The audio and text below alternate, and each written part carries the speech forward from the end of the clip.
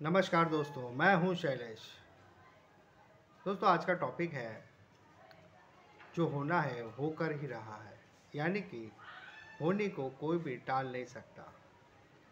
आप चाहे कितना भी कोशिश कर लो, दोस्तों होने को कोई टाल नहीं सकता।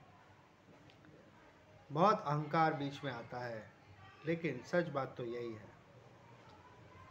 जितना भी आप कोशिश कर लो कि मुझे बड़ा होकर ये बनना है, वो बनना है, या मुझे इससे शादी करनी है, उससे शादी करनी है, लेकिन नहीं होता तो नहीं होता।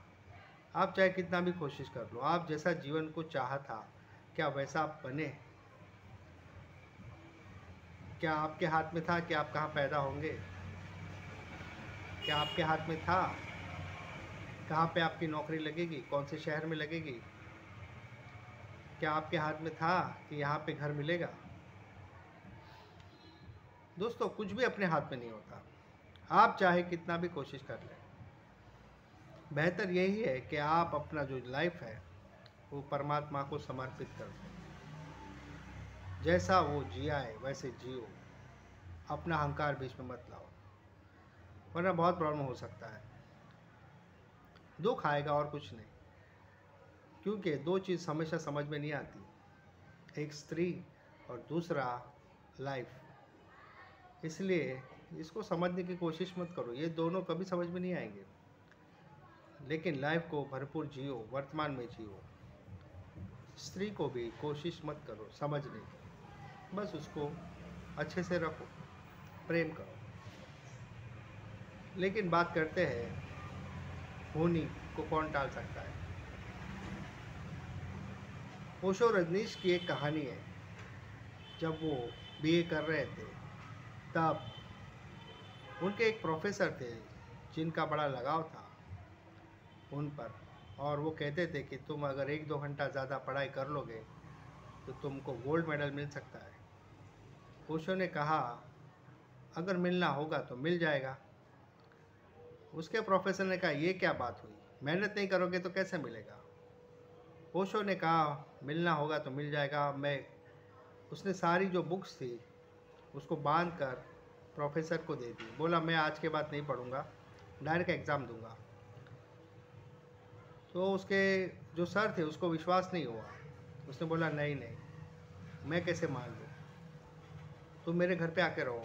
ओशो 3 महीने उसके घर पे रहे, लेकिन बुक को छुआ तक नहीं।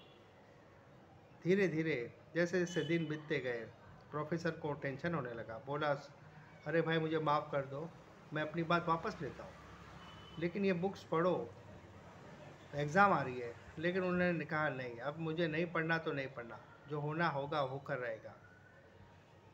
लास्ट दिन, दूसरे दिन एग्ज़ाम थी, लास्ट दिन भी उसको पेपर ला के दिया, लेकिन उन्होंने नहीं लिया। और बाद में एग्ज़ाम दी, दूसरे दिन पास हो गए, गोल्ड मिल गया।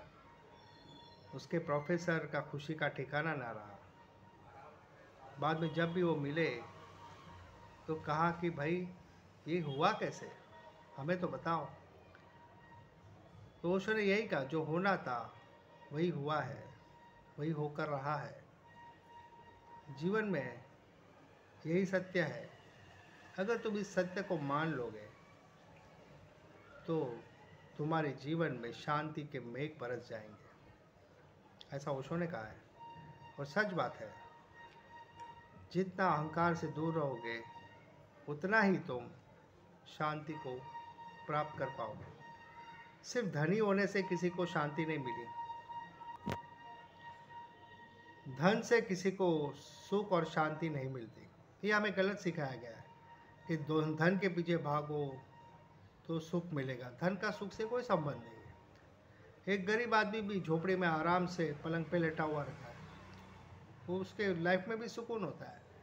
उसके पास तो कुछ भी नहीं होता, पक्का घर भी नहीं होता, फिर भी आराम से सुकून से नींद में सोता है।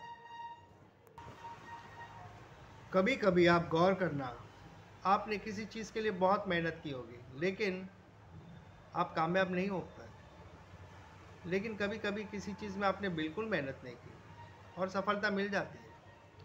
इसे कहते हैं संयोग, फसाद।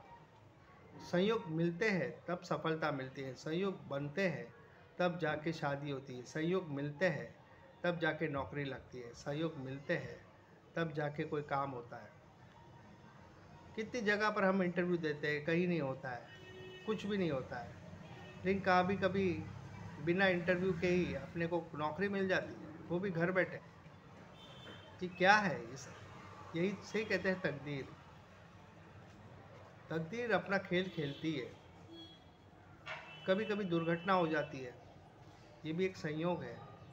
अभी पिछले संडे को एक फैमिली बुशी डैम के पास जो नहाने गई थी, बहुत सारे लोग थे एक ही फैमिली के सारे बह गए। क्या उनको पता था कि आज अपना आखिरी दिन है? लेकिन संयोग खराब हो तो मौत भी आ जाती है। क्या क्या सपने नहीं देखे होंगे, लेकिन समय का झटका, तकदीर का झटका जब लगता है तब इंसान बेबस हो जाता है। इसे ही कहते हैं संयोग। दोस्तों, बहुत सारे लोग को लगता होगा कि मैं ये क्या बकवास कर रहा हूँ, लेकिन आप अपने जीवन में ही देखो, क्या आपके जीवन आपके हिसाब से अभी तक चल रहा है? आपके हिसाब से आपको पत्नी मिली है? क्या बच्चे आपका कहना मानते हैं?